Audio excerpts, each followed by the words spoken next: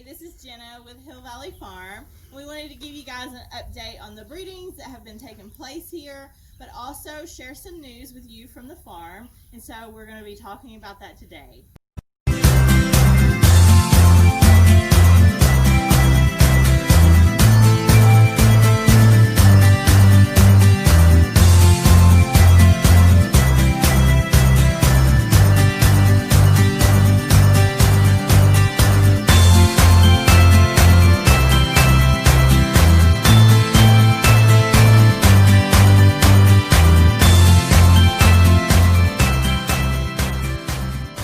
Okay, so we're back, and the breedings that have been taking place here.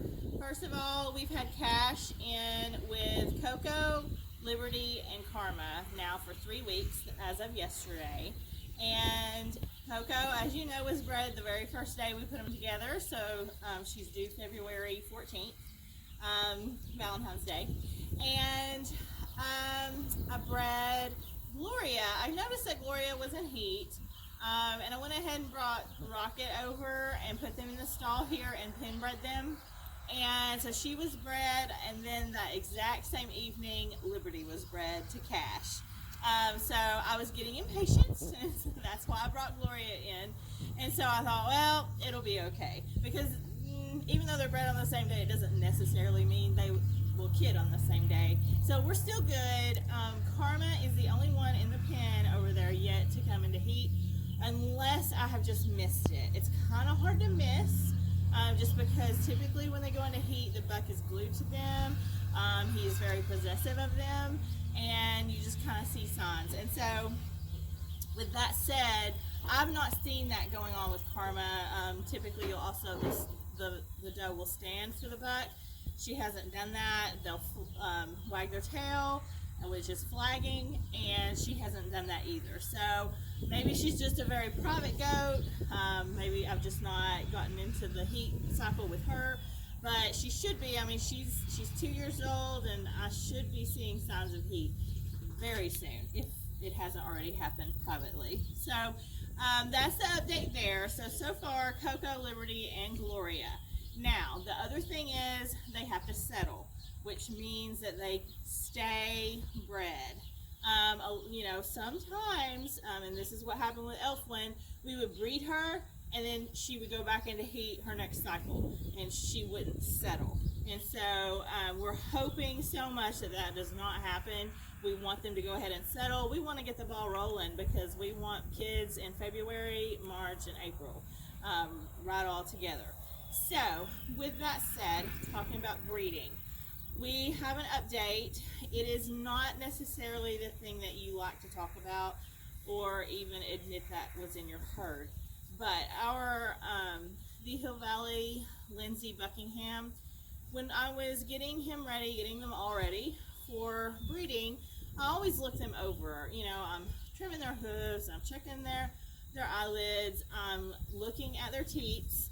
And no matter how old the goat is, I'm always going to look for that, because we brought a doe in at one time and she had an extra teat much later. And so I know it's something that can develop. Even they're not born necessarily with it at the time, but it can develop. With that said, when I was checking Buckingham, I saw an extra teat. And it's not something, like I said, that you want to ever find. It's very frowned upon in the world of American Dairy Goat Association, which it should be, because that is a defect. And the whole purpose of doing this and breeding is to make your goats better. And if I'm not making goats better, then there's no point to it. So, with that said, I am having to cull Buckingham from the herd. It's probably it's a heartbreaking thing. I do not know where this extra teat came from. I've never seen it from his dam, and I've not seen it from his sire. And so I don't know, but I've talked to several breeders. You know, when this kind of thing happens, you reach out to your goat friends.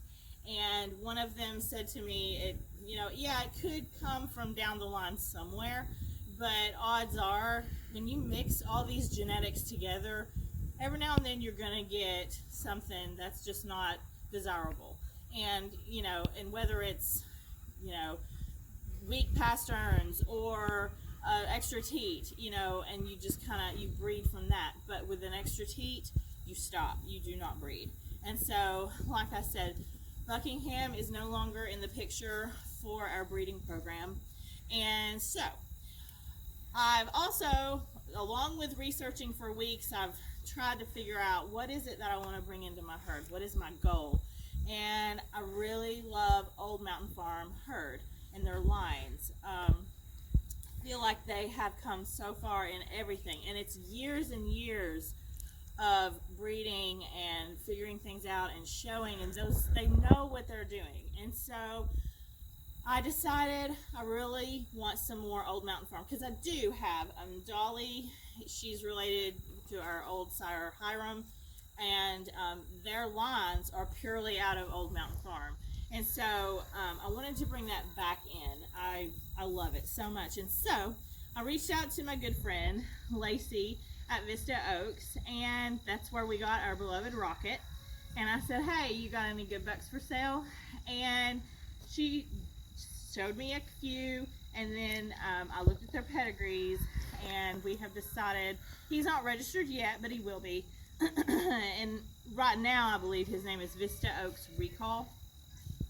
He is out of Cedar View, Brianna, and see you at Little Red Barn, Wiseacre. And so see you at Little Red Barn, it's C, the letter, and then U, the letter. I love, love, love what I see from their herd.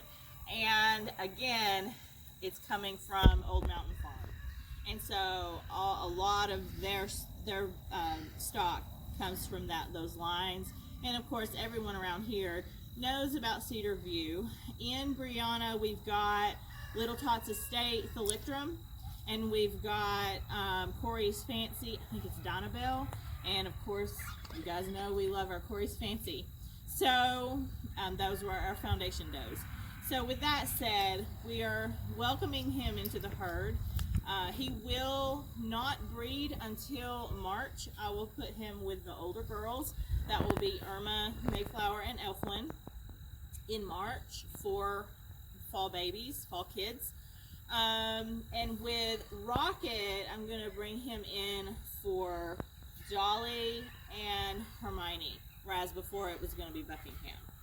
So with that said, again, Buckingham, we love Buckingham. I mean, you guys, if you've been watching our channel or watching our Facebook or know anything about him, his dam just got her milk star. And he won a grand champion spot in a virtual show.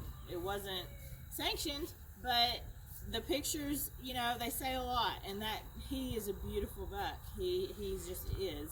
But again, you can't have that. Now, a lot of people say, oh, why can't you just keep him? No. Every goat here has a job, and unless there are foundation does and they will be retired, there's only a couple that have a spot that are forever here. And so it's a constant revolving door, and we know that. And the more we breed and the more we get into it, I know decisions will get hard down the road. But this was not a hard decision. It sucks.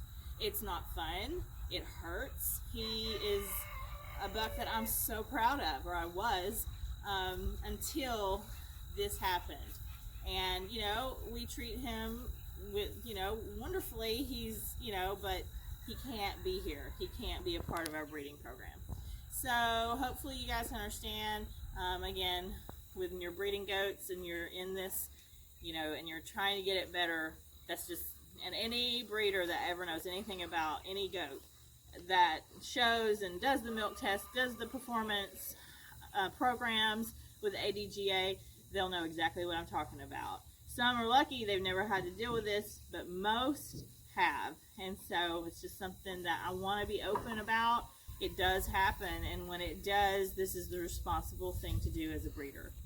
So with that said, we will be welcoming Recall. I don't know that we're going to call him that, but we will be welcoming him to the farm. the end of this month. This is October 14th. The end of this month, the beginning of November, somewhere in that time frame.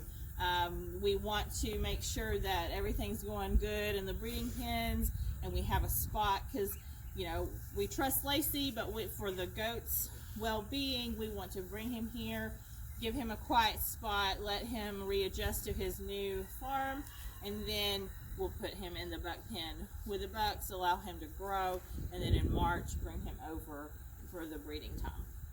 So with that said, thank you so much for watching. Thank you for sticking with us. And you know, you make all the plans in the world, but a lot of times, sometimes they just don't pan out. But so far so good on breeding. 3 are bred. We've got 6 to go for the spring, and then 3 for the fall. So anyways, thank you so much for watching, and we'll see you guys soon.